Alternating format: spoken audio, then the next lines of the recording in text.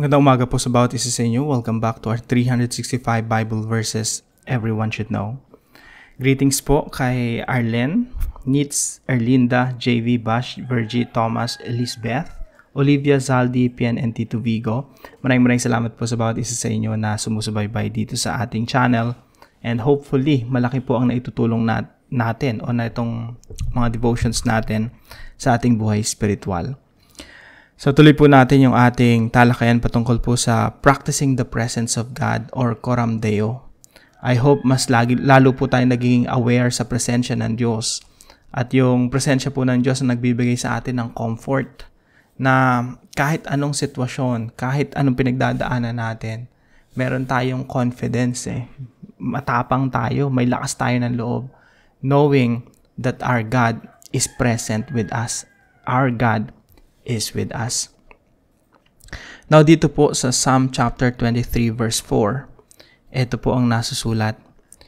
Even though I walk through the darkest valley, I will fear no evil, for you are with me. Your rod and your staff, they comfort me. Kahit dumaan ako sa pinakamadilim na libis, hindi ako matatakot, dahil kayo ay aking kasama. Ang dala niyong pamalo ang sa akin ay nag-iingat. Ang inyo namang tungkod ang gumagabay at nagpapagaan sa aking kalooban. Kaya po yung tanong natin ngayon, umaga, are you in your darkest valley right now? Ikaw ba ay dumadaan sa pinakamadilim na libis ng iyong buhay? Now, I'm not sure. Magkakaiba po tayo. Hindi ko alam yung pinagdadaanan natin, no? Maybe yung iba sa atin merong malubhang karamdaman na walang lunas. Pwedeng matitinding, kung may lunas man, matitinding mga gamot yung iinuman natin or chemotherapy or kung ano man. That could be your darkest valley na dumadaan ka sa, let's say, stage 3, stage 4 cancer. Mabigat na pinagdadaanan. It could be your darkest valley. No? Meron kang malubhang karamdaman sa katawan. Kailangan mo ng operation.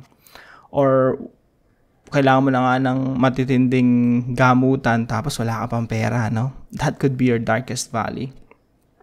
Pwedeng yung iba sa atin, wasak yung relasyon. Sira yung relasyon sa asawa, sa mga anak, o sa mga kapatid.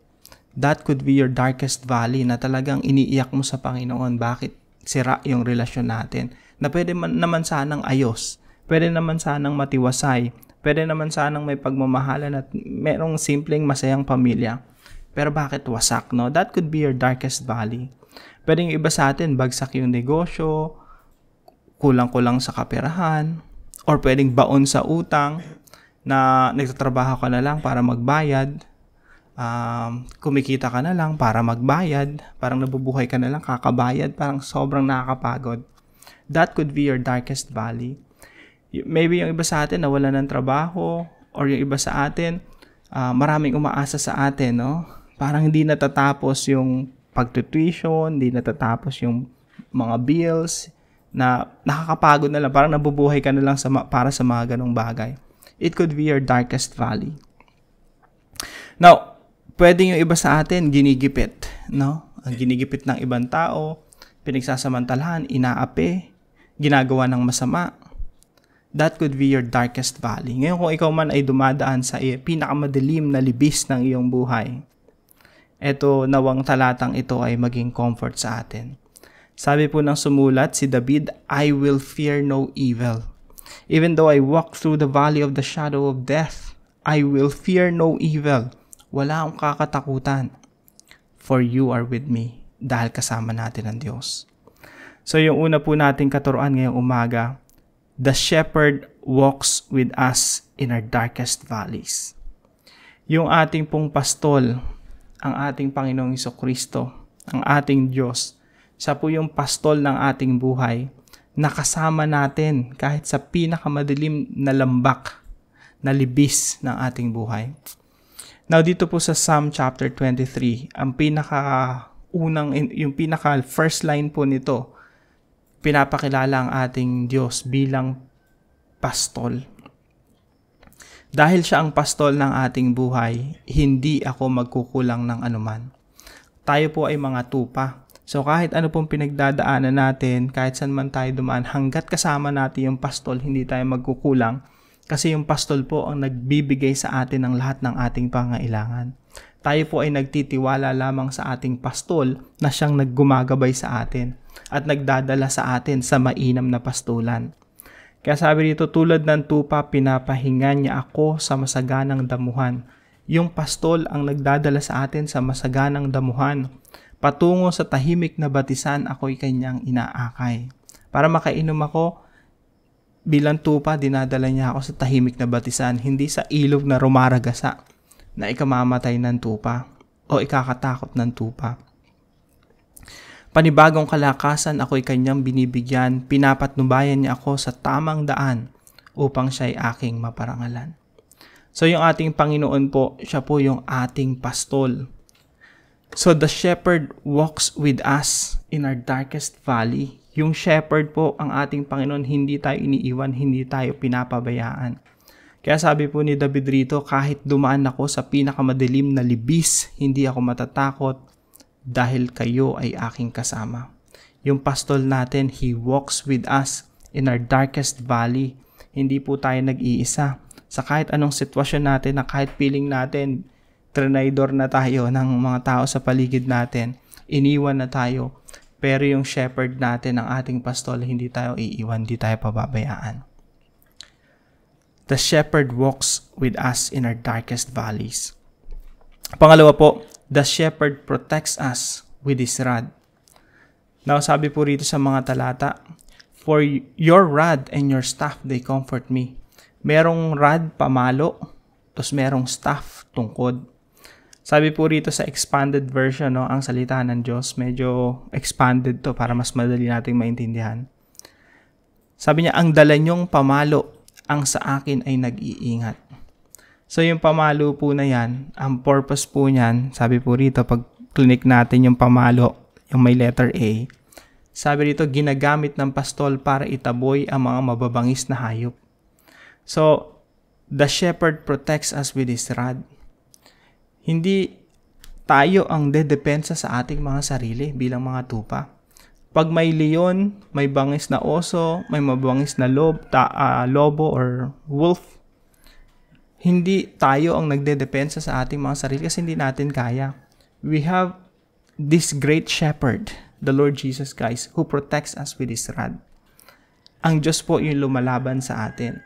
Kaya wag po nating isipin na tayo nakikibaka, sinusuong natin yung mga hamon sa buhay na nag-iisa tayo. Kasi sa totoo lang, bilang mga tupa, wala tayong kalaban-laban sa mga mababangis na hayop. Pero hanggat nandyan yung ating shepherd, ang ating pastol, na may tungkod na ginagamit niya pang-protekta sa kanyang mga tupa, ginagamit niyang para maingatan ng mga tupa, tayo po ay magkakaroon ng comfort. Tandaan po natin, hindi tayo lumalabang mag-isa. Kasama natin yung ating shepherd. He protects us with his rod. Pangatlo po, the shepherd guides us with his staff. Sabi dito sa mga talata, your rod and your staff. Ano po yung purpose ng staff? Sabi po rito, ang inyo namang tungkod ang gumagabay at nagpapagaan sa aking kalooban. So yung tungkod, pinangkakalawit po yan pag naliligaw ng landas yung mga tupa. So, pag yung tupa kung saan nagpupunta, pwedeng gamitin yung tungkod bilang gabay. Now, tayo po kung ano man ang pinagdadaanan natin sa buhay, pinaka-comfort po natin sa lahat. Kahit dumadaan tayo sa darkest valley, na alam natin na merong Diyos na kasama natin na siyang gumagabay sa atin. Sino po ba sa atin yung nakapasok na sa kuweba, nakapaglakbay na sa mga kuweba? Ako maraming beses na na-experience ko yung pumapasok sa mga kuweba, nag-stay ka ron, lalakad ka ron for hours and hours. Ang pinaka-comfort po sa akin yung merong guide. Kasi complete darkness doon, talaga walang liwanag na pumapasok doon . Tapos puro mabato pa, sobrang batuhan lahat. Kapag walang ilaw doon, talagang kakapain mo lahat yung mga bato . Bato lang ang makakapa mo, wala nang iba pa. Pero ang isang pinaka-comfort sa akin kapag nandun ako sa loob ng kuweba ay merong guide. May kasama, May nakakaalam kung saan ako patutungo.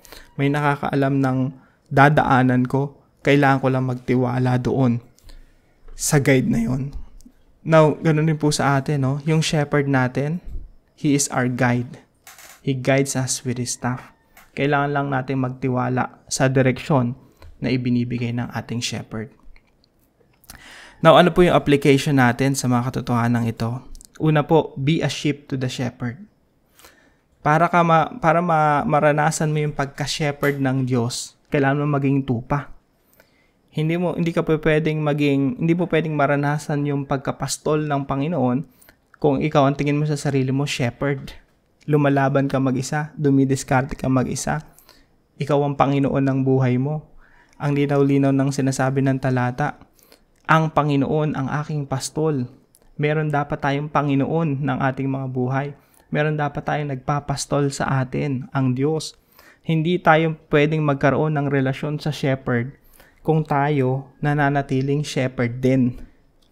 Ang tamang relasyon lang sa ating Panginoon na shepherd ay maging sheep. Pastol sa tupa, tupa sa pastol. Kaya po kung itong devotion na ito ay share sa inyo ng inyong mahal sa buhay, mga kaibigan, ipagpasalamat nyo po, no? Dahil ngayon, natutuklasan nyo na dapat pala sheep muna ako. Dapat pala tupa muna ako ng Diyos. Paano mo mangyayari yun? You have to surrender your life to Jesus. You have to surrender everything to Jesus. Kailangan mo ipasakop ang buhay mo, ang future mo, ang karir mo, ang pamilya mo, at lahat ng ginagawa mo. Pati mga kasalanan, we have to give up para makasunod sa ating shepherd. Lahat yun sinusuko sa ating pastol, ang ating Panginoon. Pangalawa po, trust the shepherd's protection. Kapag ikaw ay tupa na ng Panginoong Jesucristo, nanampalataya ka sa Kanya, no? Jesus is the one who died for you. And He rose from the dead para magkaroon ka ng bagong buhay. Naunawaan mo yung gospel ng Panginoong Jesucristo na kailangan mo palang humingi ng tawad sa Kanya, magsisi sa mga kasalanan. At kung ikaw ay naging tupa na, magpatuloy ka sa paglakad kasama ang Panginoon na merong pagtitiwala. Trust the shepherd's protection. Hanggat nananatili kang shepherd ng buhay mo, hindi ka mapapa sa ilalim ng proteksyon ng ating tunay na pastol. Pangalawa po, not just trusting but obeying. Obey the shepherd's direction. Ang Panginoon po, merong direksyon sa ating buhay. Meron tayong patutunguhan. He guides us with His staff. Parang sa kuweba, yung guide mo, yun yung magdadala sa iyo, mag-guide sa iyo sa loob ng kuweba to navigate, no? Hanggang sa makalabas ka doon sa kuweba. Merong Diyos na nakakakita ng future, na nakakaalam ng dapat nating daanan, na kailangan nating pagtiwalaan at kailangan nating sundin. So we have to trust the shepherd's protection and we have to obey the shepherd's direction. Now, para po sa ating discussion, what is your darkest valley right now? I hope meron tayong kadiskusyon, no? Mag-open tayo sa online. Meron na kaming online discussion. 1 year na ongoing. Gusto ko sanang i-open sa lahat. So, pwede po tayo mag-join. I-announce ko na lang po. So, kung wala pa kayong kadiskusyon, no? Kadiskusyon. So, what is your darkest valley right now? Ano po yung libis ng kadiliman na pinagdadaanan natin ngayon? And what is the role of the shepherd in your situation? Ano ang role ng ating Panginoong Jesucristo sa buhay natin? Now, sagutin po natin ito sa ating mga discussion group. I hope mas lumalim tayo sa pagkakaunawa ng pagiging pastol ng ating Panginoon at pagiging tupa natin. At ano po yung dapat nating gawin sa ating pastol. Now, para po sa ating panalangin, my great shepherd, thank you for being my ever-present help in time of need. To you I surrender my life, my family, my career, and even my future. Suko natin sa Panginoon, lahat ng aspeto ng ating buhay. Kung meron namumuhay man tayo sa kasalanan, magsisi na tayo at magpasakop tayo sa ating tunay na pastol. Iwanan natin lahat ng iyon. Iwaksi natin lahat ng iyon. At tayo ay maging tunay na tupa ng ating Panginoong Jesucristo. Let's ask for forgiveness. Forgive me for being shepherd to myself when you are the great shepherd who truly cares for me. Madalas nga, or all the time, yung great shepherd natin ang mas may concern pa sa atin eh. Tayo yung katawan natin, minsan sinisira natin, nagbibisyo tayo kung ano nang ginagawa natin. Bakit natin hindi isuko yung buhay natin sa Kanya? Sabihin natin sa Kanya, Lord, I want to follow you. I want to live for you and glorify you for the rest of my life. In Jesus' name, I pray. Amen. Isama po natin ito sa ating mga panalangin. At kung meron po kayo natutunan, let us know in the comment section below. And please share this devotion to your family and friends. God bless you po. See you po tomorrow, 5 a.m. dito sa ating daily devotion.